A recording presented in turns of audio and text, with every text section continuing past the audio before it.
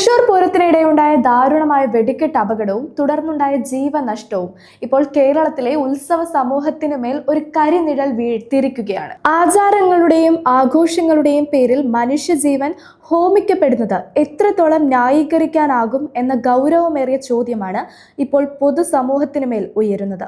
13 ജീവനുകൾ പൊലിഞ്ഞു എന്ന വാർത്ത നടുക്കത്തോടെയാണ് നമ്മൾ കേൾക്കുന്നത്. ലക്ഷങ്ങൾ പൊടിപൊടിച്ച് ആകാശത്ത് വിരിയിക്കുന്ന വർണ്ണ വിസ്മയങ്ങൾക്കും കാതടപ്പിക്കുന്ന ശബ്ദങ്ങൾക്കും ഒടുവിൽ ശേഷിക്കുന്നത് വിലാപങ്ങളും ചാരവും മാത്രമാണെന്ന തിരിച്ചറിവ് നാം എപ്പോഴാണ് ഗൗരവമായി എടുക്കുക? ഒരു വിനോദവും അല്ലെങ്കിൽ ഒരു മത്സര ബുദ്ധിയോടെയുള്ള ആഘോഷവും മനുഷ്യന്റെ ജീവനേക്കാൾ വലുതാകരുത് എന്ന പ്രാഥമിക ബോധം പോലും ഇവിടെ വിസ്മരിക്കപ്പെടുകയാണ്. ഇത്തരം ദുരന്തങ്ങൾ ആവർത്തിക്കുമ്പോഴും വെടിക്കെട്ടിന് അനുമതി നൽകുന്നതിലും സുരക്ഷാ മാനദണ്ഡങ്ങൾ പാലിക്കുന്നതിലും കാണിക്കുന്ന അലംഭാവം തികച്ചും പ്രതിഷേധാർഹമാണ്. ഉത്സവ പറമ്പുകളിൽ ആനയിടയുന്നതും പാപ്പാന്മാരോ ഭക്തരോ കൊല്ലപ്പെടുന്നതും ഇപ്പോൾ ഒരു നിത്യസംഭവമായി മാറിക്കഴിഞ്ഞു. വന്യമൃഗമായ ആനയെ ജനക്കൂട്ടത്തിന് നടുവിലും കഠിനമായ ചൂടിലും മണിക്കൂറുകളോളം നിർത്തി പ്രദർശിപ്പിക്കുന്നത് മൃഗക്രൂരതയല്ലാതെ മറ്റെന്താണ്?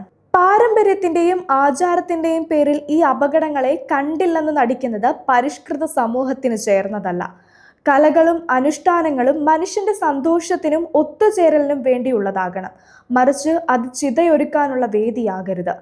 ആചാരങ്ങൾ മാറ്റമില്ലാത്ത ഒന്നല്ലെന്നും കാലത്തിനനുസരിച്ച് മനുഷ്യന്റെ സുരക്ഷ മുൻനിർത്തി അവ പരിഷ്കരിക്കപ്പെടേണ്ടതാണെന്നും ഈ ദുരന്തം നമ്മെ വീണ്ടും ഓർമ്മിപ്പിക്കുന്നു. കോടികൾ ഒഴുക്കി നടത്തുന്ന ഈ ആഘോഷങ്ങൾ കൊണ്ട് ആർക്കാണ് യഥാർത്ഥത്തിൽ ഗുണമുണ്ടാകുന്നത്? മിനിറ്റുകൾ മാത്രം നീണ്ടു നിൽക്കുന്ന ശബ്ദ കോലാഹലങ്ങൾക്ക് വേണ്ടി ഇത്രയേറെ പണം ചിലവാക്കുന്നതും അനേകരുടെ ജീവൻ പണയപ്പെടുത്തുന്നതും എന്തിനു വേണ്ടിയാണ്? ഈ പണം ജീവകാരുണ്യ പ്രവർത്തനങ്ങൾക്കോ നാടിന്റെ വികസനത്തിനോ ഉപയോഗിച്ചിരുന്നെങ്കിൽ എത്രയോ പേർക്ക് അത് തണലായേനെ.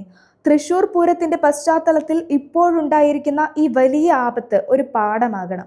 ഇനി ഒരു ജീവൻ കൂടി ഇത്തരം അനാചാരങ്ങളുടെ പേരിൽ നഷ്ടപ്പെടാതിരിക്കാൻ കർശനമായ നിയന്ത്രണങ്ങളും നിയമങ്ങളും കൊണ്ടുവന്നേ മതിയാകൂ.